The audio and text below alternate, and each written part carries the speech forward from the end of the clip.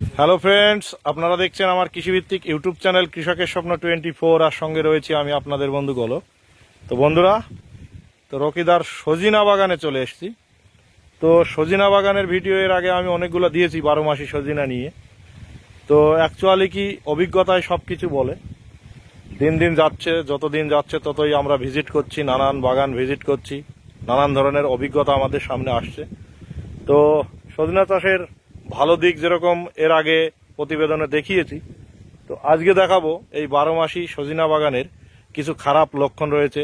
হ্যাঁ, এটাতে বর্তমানে অনেকেই লসের মুখে পড়ছে। তো সেরকমই একটা বাগানে চলে এসেছি, রকিদা রয়েছে পেছনে। রকিদার সঙ্গে জানবো যে এই বাগানের খারাপ দিকগুলো কি কি রয়েছে। রকিদা, প্রথমে এই যে গাছের পরিস্থিতি দেখছি, এই যে রোগ, এটা কি সব থেকে খারাপ এই চাষের? এইটাই হলো এর মূল রোগ। এই যত ট্রিটমেন্টই করা যাক না কেন, এই যে পোকায় খাওয়া, ভিতরে পোকা এর লেগেই থাকবে, আর গাছের ভিতরে ফোকরা করে দেবে। আচ্ছা, দিয়ে গাছ আস্তে আস্তে ভেঙে পড়বে। এই যে মানে একদম প্র্যাকটিক্যালে দেখাও না, একদম প্র্যাকটিক্যালে একদম কি অবস্থা। তো বন্ধুরা দেখতে পাচ্ছেন, মানে এইটা হচ্ছে 12 মাসি সজিনার সব থেকে মানে খারাপ পয়েন্ট। দেখতে পাচ্ছেন এর অবস্থা। এইভাবে যদি বাগান ভেঙে যায় বা এইভাবে যদি রোগ লাগে, ওই যে ওইদিকে একটা গাছ দেখতে পাচ্ছি, কিচ্ছু নেই, শুধু মানে ইয়েগুলো দেখা যাচ্ছে, পোকাটাই দেখা যাচ্ছে। এই গাছের পোকায় খেয়ে ডাল সব ভেঙে দিচ্ছে। কি ট্রিটমেন্ট করবো, কি তেল দেবো, অনেক কিছু করেছি কিন্তু সম্ভব না, ভালো হয় না। আচ্ছা, তারপরে এখানে ঝড়ে কিছু গাছ পড়ে গিয়েছে। ঝড়েও তো বিশাল হারে এই যে দেখতে পাচ্ছি, এই গাছগুলো সব ঝরে পড়েছে। প্রচুর ফুল ছিল, এখনো ফুল আছে, কিন্তু এই যত ট্রিটমেন্টই করা হোক, যাই কেমিক্যাল স্প্রে করা হোক না কেন।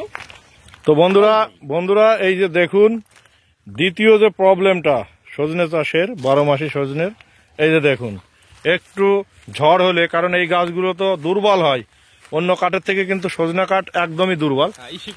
হ্যাঁ, তো এই যে দেখুন কিভাবে ঝড়ে পড়ে, মানে বিরাট একটা লস আপনার কিন্তু হওয়ার সম্ভাবনা রয়েছে। তারপরে 3 নম্বর যে টপিক আমরা আলোচনা করব, প্রত্যেকটা গাছের ডগা ধরে আমি যদি দেখাই, প্রত্যেকটা গাছে ফুল আছে, সে ছোট হোক বড় হোক আর যেভাবে হোক, এই ফল কিন্তু দাদা হলো না। মানে ফুলই হয় কিন্তু ফল দেখা যায় না। আপনারা হয়তো বলতে পারেন আমাকে যে আপনার যে বীজটা নিয়েছিলেন জাত ভালো না। এবার আমি যার সাথে বীজটা নিয়েছিলাম তিনি আমাকে তাহলে ডুপ্লিসিটি করেছে, আর না হলে অরিজিনালটা দেয়নি। আপনি কার সঙ্গে বীজ নিয়েছিলেন? আমি নিয়েছিলাম ওই দত্তফলিয়ার আমিরুল সাহেবের সাথে। আচ্ছা আচ্ছা, ওনার বাগানের ভালো, রিপোর্ট ভালো, কিন্তু ওনার বাগানের কি বর্তমান রিপোর্ট কি জানা আছে আপনার? রিপোর্ট আমার জানা নেই, কারণ আমার হয়নি বলে রাগঝাল করে ওনার সাথে কথা টথা বলিনি। আমি অনেকজনকে মোটিভেট করেছিলাম বাগান করার জন্য। আমি তাদেরকে এখন নতুন করে বলছি যে আর এখন এটা করার দরকার নেই, আপনারা অন্য বিকল্প একটা রাস্তা বেছে নিন, মানে সজনার ক্ষেত্রে। হ্যাঁ, সজনা করবেন না, সজনা এমনি খাওয়ার জন্য একটা দুটো করুন, কিন্তু কমার্শিয়ালে এটা দেওয়া যাবে না, আমার মনে হয় ঠিক হবে না। আচ্ছা আচ্ছা, রকিদা, এই যে 2-1টা ফল আমরা দেখতে পাচ্ছি, ওই যে ওইখানে একটা পাকা ঝুলছে, ঠিক আছে, এদিকেও একটা দেখতে পাচ্ছি। তো এই 2-1টা ফল তো দেখতে পাচ্ছি হচ্ছে, তাহলে কারণ কি? আর অন্য ফলগুলো না হওয়ার কারণটা তো মেনলি বলা সম্ভব না। আচ্ছা, তবে এর ফল হলে ওই 2-4টে হচ্ছে। আমি 2 বছর অপেক্ষা করলাম, হচ্ছে না। তারপর ঝড়ে কিছু কাজ হয়ে গেল, আর এই পোকাই খাচ্ছে। আচ্ছা, বয়স কতদিন? 2 বছর। 2 বছর। গোড়া থেকে যে কাটিং ফাটিং যেগুলো সিস্টেম আছে সেগুলো কি সব করা হয়েছিল? তারপরেও রেজাল্ট আসেনি? না, রেজাল্ট আসেনি। কেন, এই যে 6 মাস পর থেকে হয়, তা আমি 1 বছর পর থেকে হোক সেটা ভেবেছিলাম যে আমার 6 মাসের দরকার নেই। 6 মাসের পরে প্রচুর ফুল এসেছিল, কিন্তু একটাতে ফল কাঁদেনি। তারপর 1 বছর মাথায় গিয়েও সেম কেস।